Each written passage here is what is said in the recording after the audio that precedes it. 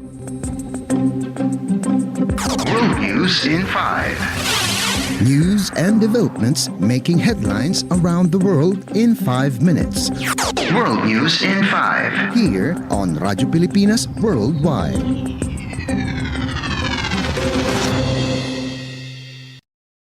Good day! This is World News in 5 here on Radyo Pilipinas World Service.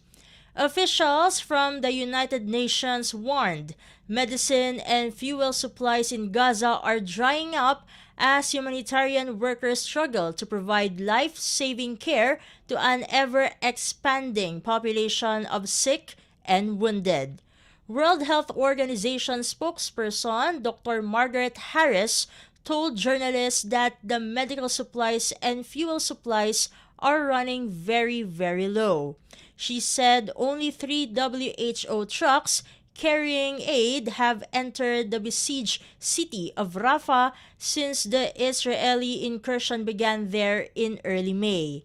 UNICEF spokesperson James Elder said because of the lack of fuel, the desalination plants in central and southern Gaza have been shut for at least 8 hours every day, dramatically shrinking the water supply. Israel has faced heavy international pressure to step up the flow of aid into Gaza, where relief groups have warned of a severe humanitarian crisis threatening the population of more than 2 million people. Israel has repeatedly denied allegations that it is preventing aid from reaching the territory and accused UN aid agencies of failing to properly distribute the relief supplies that get in. However, Israeli protesters have been captured on video blocking aid trucks and throwing supplies from the trucks onto the ground. World News in 5. Here on Radyo Pilipinas Worldwide. In other news overseas, North Korea has dropped at least 260 balloons carrying rubbish in the south, prompting authorities to warn its residents to stay indoors. South Korea's military also cautioned the public against touching the white balloons and the plastic bags attached to them because they contain filthy waste and trash. The balloons have been found in 8 provinces in South Korea. It is noted that North and South Korea have both used balloons in their propaganda campaign since the Korean War in the 1950s. South Korea's military had earlier said it was investigating whether there were any North Korean propaganda leaflets in the balloons. The recent incident comes days after North Korea said it would retaliate against the frequent scattering of leaflets and other rubbish in border areas by activists in the south. World News in 5. Here on Radyo Pilipinas Worldwide.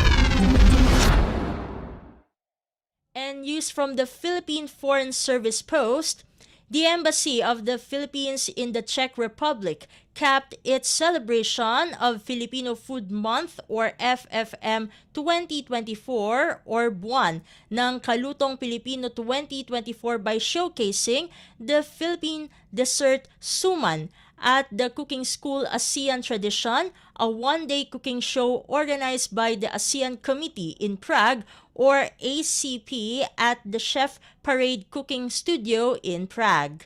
The event featured a traditional dish from each of the 6 resident ASEAN embassies in Prague, including embassies from Indonesia, Malaysia, Myanmar, Philippines, Thailand, and Vietnam.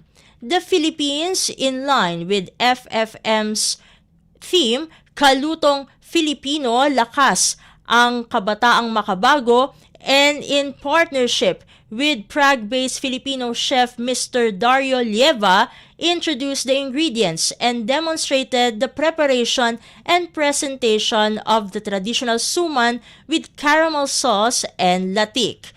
In his remarks, Ambassador Eduardo Martin Armeñez shared with the participants a brief background on suman and its flavorful journey and how it still plays a vital role in Philippine cuisine. He also highlighted the similarities in preparing ASEAN dishes brought about by similar resources and traditions. Chefs from hotels, restaurants, and food catering companies, editors of gastronomic magazines, students of the cooking school, and media personalities participated in the cooking show. World News in 5. Here on Radyo Pilipinas Worldwide. And that concludes today's edition of World News in 5 for Radyo Pilipinas World Service. This has been Steph Vicente. Good day and stay safe, everyone. World News in 5. News and developments making headlines around the world in 5 minutes. World News in 5. Here on Radyo Pilipinas Worldwide.